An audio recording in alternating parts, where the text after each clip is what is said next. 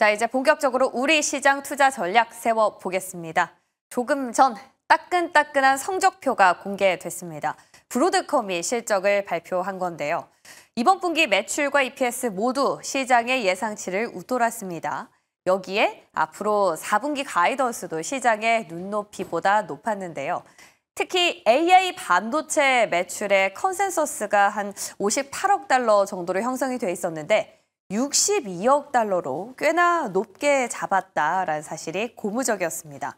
그러면서 앞으로 11개 분기 연속으로 성장을 이어갈 것이다라는 CEO의 코멘트가 시장에 활력을 더해줬는데요. 다시 말해서 현재도 사상 최대 매출이지만 앞으로도 이러한 성장을 이어갈 수 있다라는 자신감을 내비치면서 AI 버블에 대한 시장의 불안을 잠재웠습니다. 자, 시간 외 상승폭을 확대해가고 있는 브로드컴. 오늘 우리 시장까지 기대감 이어질까요? 궁금해집니다. 자, 이어서는 국내 시장으로 들어가 보겠습니다. 포스코 그룹이 국내 최대 해운사인 HMM을 인수하는 걸 검토하고 있는 걸로 전해졌습니다. 회계 법인과 함께 자문을 받고 있다는 사실이 전해진 건데요. 다만 포스코 그룹은 아직까지는 인수를 확정하기로 한 건 아니라면서 인수 방식에 대해서도 구체적으로 설명을 하기는 어렵다라고 밝혔습니다. 재작년이었죠. HMM 민영화가 추진됐던 당시에도 포스코 그룹이 1위 후보로 물망에 올랐지만 실제 인수 전엔 뛰어들지 않은 바 있습니다. 그런데 2년이 지난 지금 또다시 인수를 검토하는 걸로 알려지면서 이번엔 현실화될 가능성이 높을 거란 관측이 많은데요. 어제 시간외에서 HMM, 포스코 홀딩스 모두 강세를 보였었는데 본장에서의 영향도 같이 점쳐보겠습니다. 끝으로는 LG전자 소식도 확인해 볼까요? 자, LG전자가 미국과 중동의 대규모 데이터 센터 프로젝트에 냉각 솔루션을 잇따라 공급할 걸로 확인됐습니다. 조주환 LG전자 CEO가 최근 미국에서 데이터 센터 프로젝트를 수주해서 첨단 쿨링 기능을 갖춘 칠러를 공급했다라고 밝혔는데요. 자, LG전자가 이렇게 미국에서 수주 사례를 공개한 건 처음입니다. 최근 빅테크들 실적을 한번 살펴보면 AI 데이터 센터 인프라 투자를 활발하게 진행을 하고 있기 때문에 이 시장에서 LG전자가 공급처로 자리를 잡는다면 상당히 의미가 있게 되겠죠. 그런데 이 미국뿐만 아닙니다. 사우디, 네옴시티에 들어설 초대형 AI 데이터 센터에도 냉각 솔루션을 공급할 걸로 알려지면서 기대가 커지고 있는데요. LG전자 꽤나 오랫동안 답보 상태를 보여왔는데 돌파구를 찾은 걸까요? 지금부터 전략 세워보겠습니다.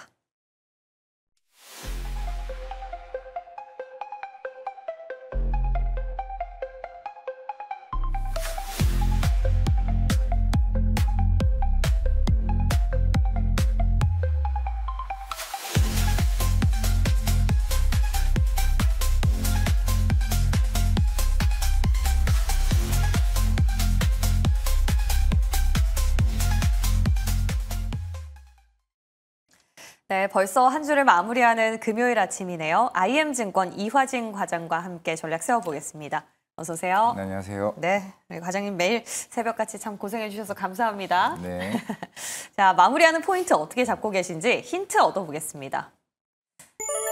8월 ADP 비농업 고용 보고서 네. 말씀하시는 건가요? 네, 뭐 지난달에도 일단은 고용 쇼크, 네. 비농업 고용이 굉장히 쇼크가 나오게 되면서 일단 시장이 이제 그 이번 달 이제 9월 달 이제 그 FOMC에서 이제 금리 인하 기대감이 굉장히 커졌죠. 결국에는 일단 고용은 이제 어느 정도 하방 위험이 더 커지게 됐고, 그러면서 이제 잭슨 홀 미팅에서도 파월 의장이 얘기했던 거는 일단은 이제 물가에 대한 얘기만 이제 계속 꾸준히 좀 얘기를 해왔습니다.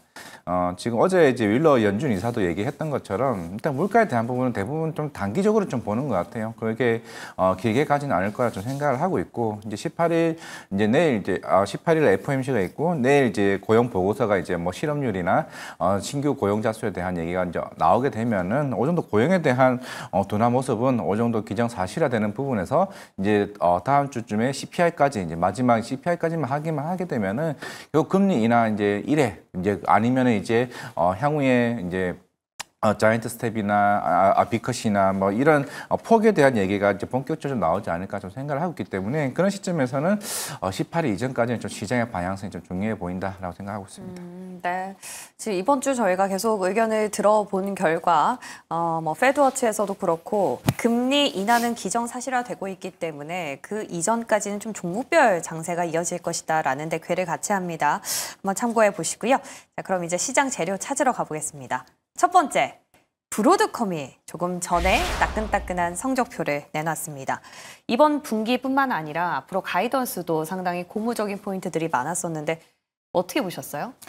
일단은 실적은 뭐 사실 기대치보다는 좀 잘 나올 수는 있다고 생각을 했습니다. 왜냐하면 지금 엔비디아보다 이제 브로드컴의 향후에 대한 시장에 대한 이제 방향성이나 이게 제일 중요하고, 물론 이제 엔비디아도 본격적으로 이제 에이지과 같은 커스터마이징된 이제 그런 맞춤형 이제 반도체를 계속 이제 어느 정도 계속 준비를 좀 하고 있는 좀 상황이다 보니까 그 결국에는 이 브로드컴의 이번에 실적과 향후의 가이던스는 기존의 고객사들이 어떻게 이제 향후에 조금 더 많은 물량들을 주문해낼 것이고 여기에 대한 방향성을 좀 얘기를 해왔었고, 물론 VM 이제 웨어와 같은 뭐 소프트웨어나 뭐 이쪽에 대한 뭐 기대감치는 뭐 예상치만큼 그냥 그대로 좀 나왔다고 생각을 하고 있고, 결국에는 이제 이달 이제 에이펙에서 뭐 젠슨항 뭐 얘기도 나왔기도 한국에 방한한다는 얘기를 해왔었고, 향후에 중국과 관련된 뭐 바이트 댄스나 최근에 엘리바바도 이제 AI 칩을 이달 공개를 해온 상황이기 때문에 좀 미중 간의 이 갈등이 어느 정도 어떻게 완화되느냐에 따라서 국내에는 삼성전자나 SK하이닉스에 대한 기대감이 조금은 좀 변하지 않을까 생각을 하고 있습니다. 그래도 이번에 지금 브로드컴이 어닝콜을 진행하는 가운데 시간 외에서 상승폭을 확대해가고 있어서 이전만 봤을 때는 오늘 우리 반도체 투심에서 좀 긍정적인 영향을 주지 않을까 싶은데 어떤 스탠스를 취하는 게 지혜로울까요? 일단은 이번 주 이제 월요일 날 이제 여러 가지 중국 관련 이슈가 있었던 부분들은 하수목이 되면서 점차적으로 그 하락폭을 어느 정도 많이 이제 회복이 되어 왔었죠.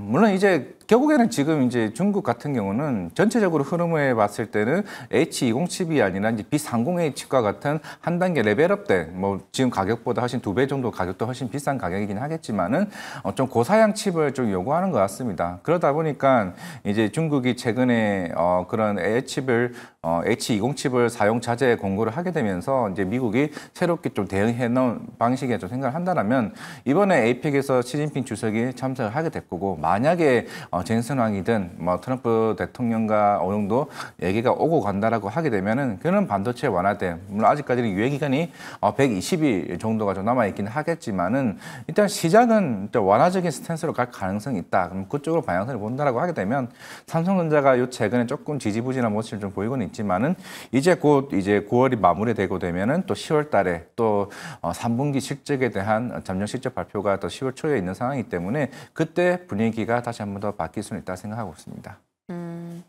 그럼 지금 뭔가 이렇게 딱 포지션을 정하기보다는 10월 말 에이펙 정상회의에 대한 것들 지켜보고 그 전에 실적까지도 좀 챙겨봐야 될 필요가 있다라는 말씀이네요. 네, 그렇죠. 10월 달에는 반도체가 오히려 반응을 더 크게 할 수 있는 모습이고 9월 달에는 일단 뭐 추석 이전이기 때문에 그런 매크로적인 이슈도 있고 좀 수급적인 이슈도 조금은 지켜보는 방향으로 좀 봐야 될 것 같다 생각하고 있습니다. 반도체는 항상 느끼는 거지만 이것저것 살펴봐야 되는 거리들이 많아서요. 이렇게 막 딱 단정을 지어서 말씀드리기 참 어려운 부분이 있는 것 같습니다. 그래도 한번 큰 그림에서 잘 챙겨보시고요. 이제 두 번째, 우리 포스코 홀딩스 인수 소식 좀 살펴보겠습니다. HMM을 인수하는 걸 검토하고 있는 걸로 알려졌는데 보니까 2년 전에도 이 인수설이 돌 때 포스코홀딩스가 1위 기업으로 물망에 올랐었더라고요. 근데 그때는 무산이 됐었어요. 이번에 어떻게 가능성 좀 높이 보십니까? 일단 뭐 할인 회사도 그때 한번 했다가 불발이 됐었죠.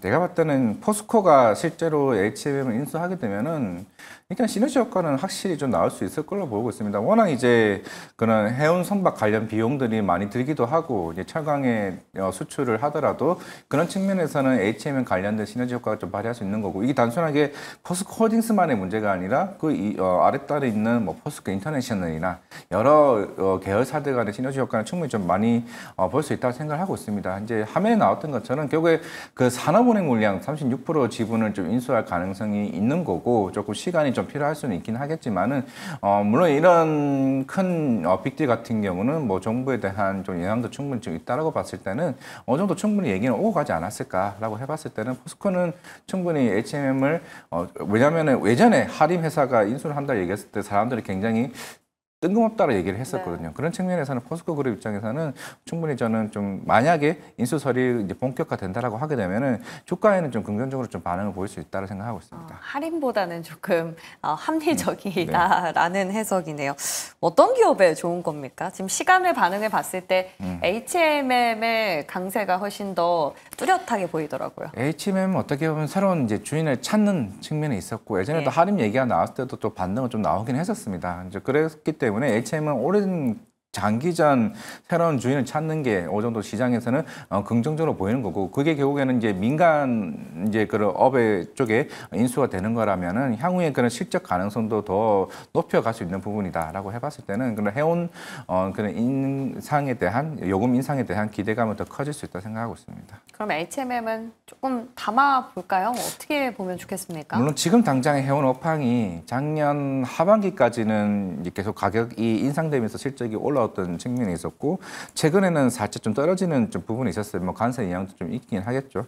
그런 상황 때문에 어느 정도 좀 업황은 조금은 지지부진할 수는 있긴 하겠지만은 단기적으로는 포스코의 어느 정도 그 시너지 효과 때문이라도 주가는 반등할 수는 있다고 생각하고 있습니다. 그러면 개별 좀 일시적인 호재로 일시적인 H&M은 호재라고 좀 생각을 하고 찾아보고 있습니다. 포스코 홀딩스 쪽은요?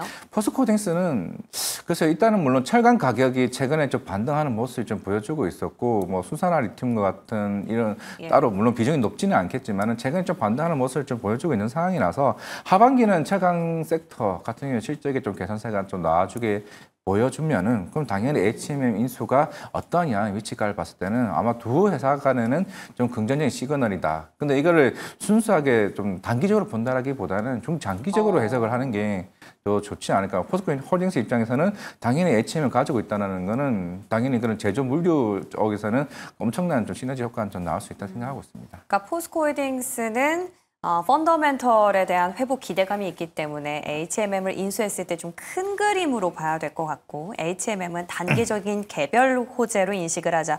두 기업이 조금은 다른 맥락입니다. 한번 정리를 잘 해보시고요. 자, 이제 다음 기사는 LG전자가 가져온 호재 분석해 보겠습니다. 미국 내에서 AI 데이터 센터를 수주해서 칠러를 공급하고 있다라고 밝혔고 지금 당장은 아니지만 앞으로 지어질 네옴시티에도 칠러를 공급할 걸로 알려졌습니다. LG전자 우리가 실적을 보면 네. 그나마 조금 숨구멍을 찾을 수 있었던 부분이 냉난방 네. 그 칠러 부분이지 않습니까?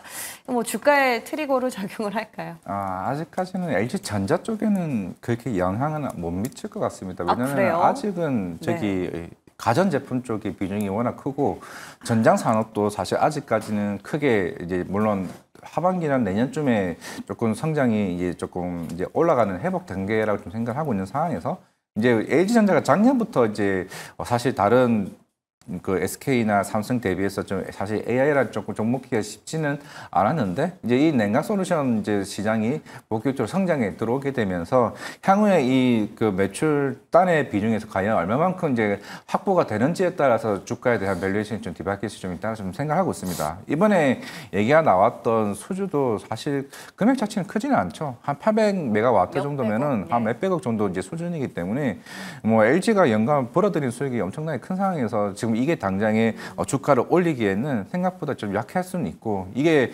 정말 가시화되고 우리가 알고 있는 뭐 HD 현대일렉트릭이나 효성중공업처럼 그게 따한 비중 자체가 커지는 게 제가 봤을 때는 주요 포인트다. 뭐 지금 당장으로는 오히려 이제 그 밑에 단에 있는 기술들을 가진 회사들, 뭐 그쪽에 좀 관심을 가질 수 있는 부분이 아닌가. LG전자 자체만으로는 주가가 뭐 그렇게 엄청나게 그렇게 올라가기는 좀 쉽지는 않을 것 같다 생각하고 있습니다.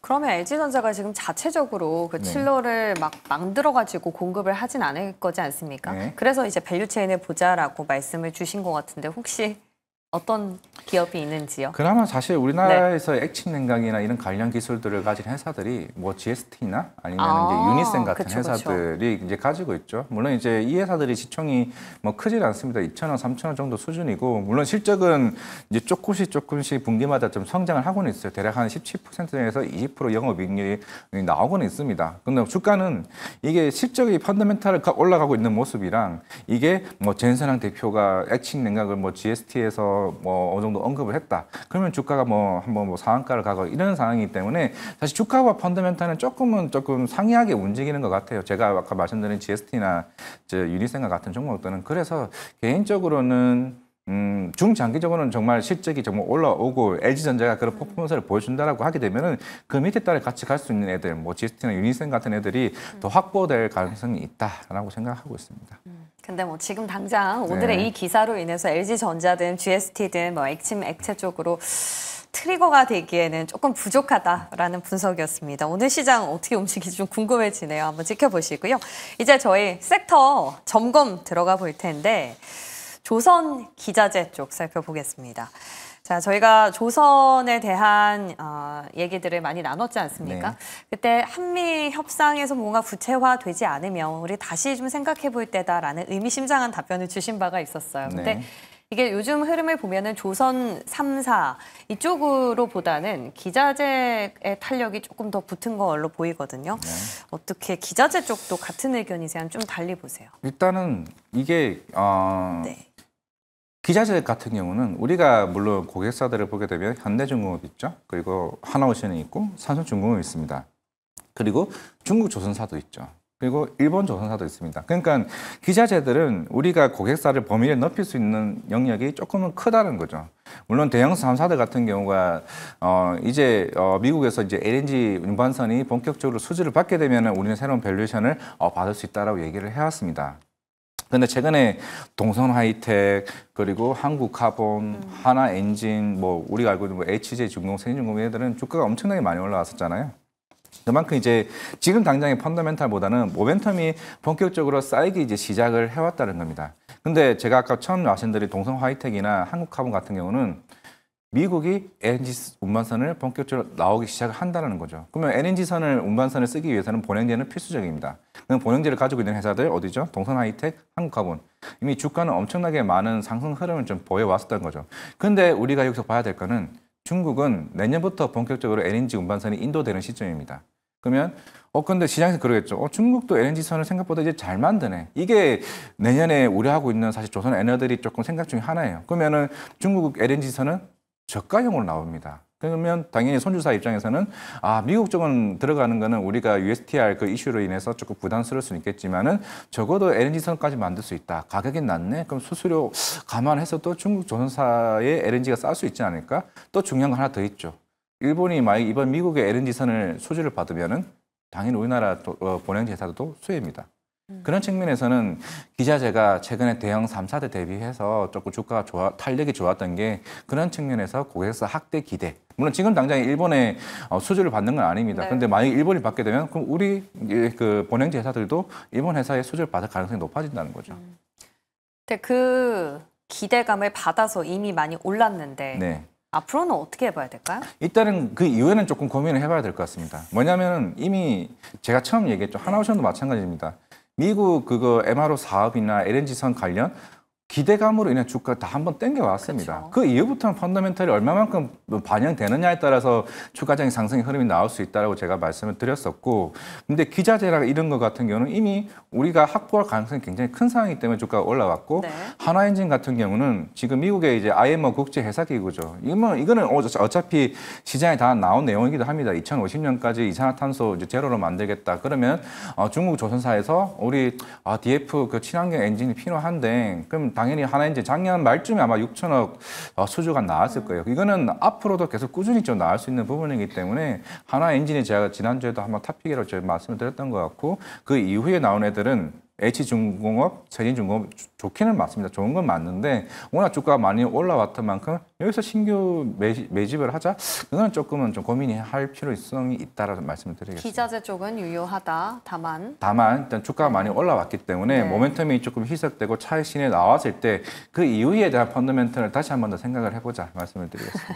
그럼 투자 의견 단적으로 여쭤보면 좀 세모 정도로 정리를 하면 되겠습니까? 네, 맞습니다. 네.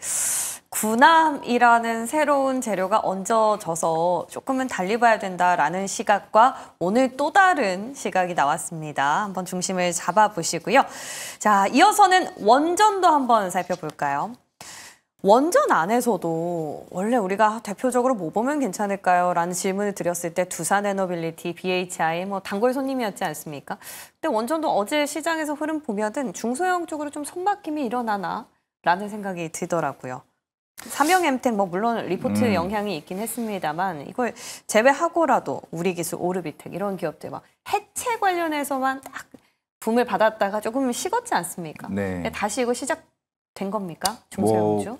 원전은 일단 뉴스 플로우에 따라서 아마 계속 바뀌지 않을까 생각을 하고 있습니다. 뭐 어제는 SMR 이제 이슈가 이제 뉴스케일 파워가 한 그 6기가와트 정도 수준이죠. 보통 1.2기가와트, 1기가와트가 이게 거의 원전 하나당 이제 할 수 있는 생산 정도의 규모입니다. 그럼 6기가와트면은 적어도 한 6기 정도를 좀 생산한다라고 이제 얘기가 나왔었고 아마 총 2030년까지 80기까지 생산하는 걸로 알고 있습니다. 그러면은 이제 본격적으로 이제 미국이 시작이 됐구나. 이걸 시장에서 해석을 하는 거고 네. 그러면 이제 SMR, 그러면 뉴스케일 파워에 들어가고 수 있는 회사들이 어디인가에 대한 고민을 해봤을 때 그러면 시장에서는 뜬금없을 수 있죠. 근데 왜 두산에너빌리티가 안 올라갔죠? 그죠. 근데 어차피 이거는 조금 일희일비하지 말자라고 말씀드리는 거고 어차피 뉴스케일 파워와 두산에너빌리티는 2022년도부터 그 수주와 관련된 프로젝트를 쌓아왔습니다.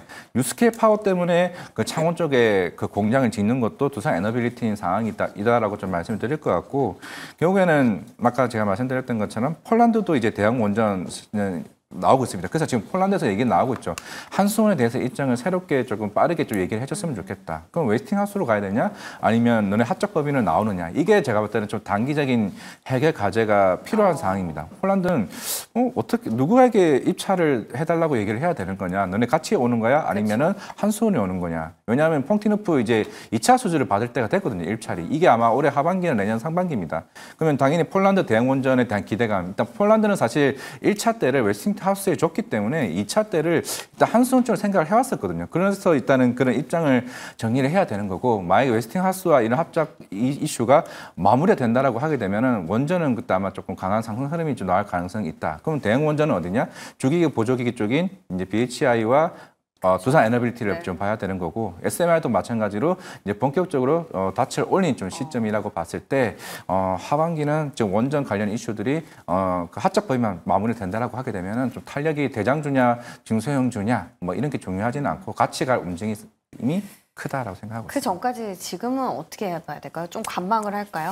오히려 지금 가격대에서는 담아가도 된다는 생각하고 그래요? 있습니다. 두산에너빌리티도 마찬가지로 지금 어떻게 보면 계속 박스권이잖아요. 그 6만 네네. 원대에서 계속 왔다가 최근 그렇죠. 5만 원 초반대 왔다 다시 원상 복구 시켰습니다. 그럼 지금 가격대에서 계속 이제 박스권을 움직인다는 거는 여기서 과연 이제 두코바니 말고 템멀린도 또 조만간 또 남았습니다. 그러니까 엄청나게 많은 입찰이 남아있는 상황에서 대형 원전과 SMR 이런 희소식들이 이 어제 나왔던 SMR이 이제 시작이라는 거죠. 그렇다면 이게 적어도 끝은 아니다라고 해봤을 때는 지금은 담아가는 과정 맞습니다.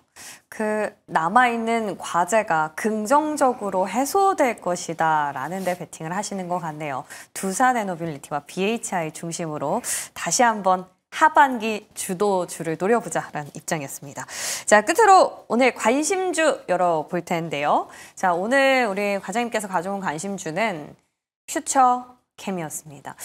이것도 애널리스트의 색깔이 담겨 있는 기업이죠? 네, 확실히 그분이 지금 한동안 그 종목들이 안 움직였다가 이제 움직이기 시작했죠. 물론 이제 커플데이가 지금 시작이 됐고 오늘은 알테오젠이고 다음 주 월요일은 넥스트 바이오메디컬입니다. 물론 넥스트 바이오메디컬도 뭐 많이 얘기를 했으니까 이제 퓨처컴에서 얘기를 하게 되면은 일단 이번 달 9월 중에 이제 임상 상상 승인 예정이 있습니다. 화면에 나온 것처럼 그거 FC 705와 같은 이제 파이프라인이고, 일단 임상 이상에서 실제적으로 그 완전 간회와 같은 여러 가지 좀 다수 사례가 좀 나왔었기 때문에 그래서 시장이 그럼 주가는 왜 빠졌냐? 우리가 오랫동안 제약바이오 투자하신 분들은 아시겠지만은 보통 임상 2상이 남하고 3상을 준비하게 되면은 근데 왜 기술 이전이 안 나오는 거에 대한 조금 의구심이 좀 굉장히 많이 나올 수밖에 없습니다. 대다수가 그렇게 해왔었고 실제로 우리나라 회사들이 임상 3상 이미 품목화까지 간 케이스가 생각보다 많이 없는 좀 상황이기 때문에 그럼 퓨처캠 입장에서는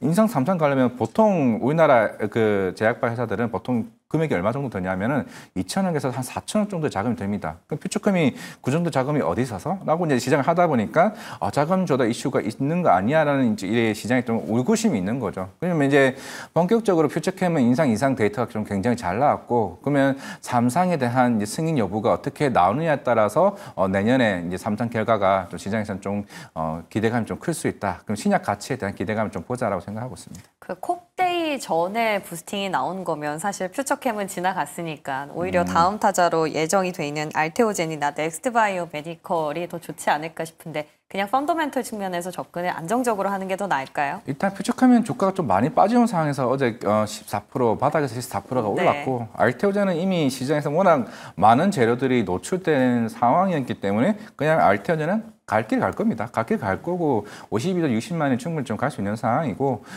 조금 관심을 가져본다라고 하게 되면 다음 주 월요일 날 넥스트 바이오메디컬 지금 북미 쪽 진출한 상황에서 넥스트 파우더가 얼마만큼 매출이 나올 수 있냐 조금 긍정적인 모멘텀이 나온다라고 하게 되면은 최근에 어제도 넥스트 바이오메디컬 주가가 좀 좋았던 만큼 충분히 좀 가치는 올라갈 수 있다. 제가 아마 지난주인가 얘기했던 것 같아서 오늘 안 가지고 왔었거든요. 네. 이 두 회사도 충분히 매력은 있다 말씀드리겠습니다. 바이오는 학회도 있고 금리 기조도 있고 뭐 콥데이도 있고 여러 가지 이슈가 많습니다. 그래서 한 종목씩은 꼭 나오는 것 같은데요. 오늘 그 주인공은 퓨처캠이었습니다. 도움 말씀 주신 이화진 과장님 감사드리고요. 인사드리겠습니다. 고맙습니다.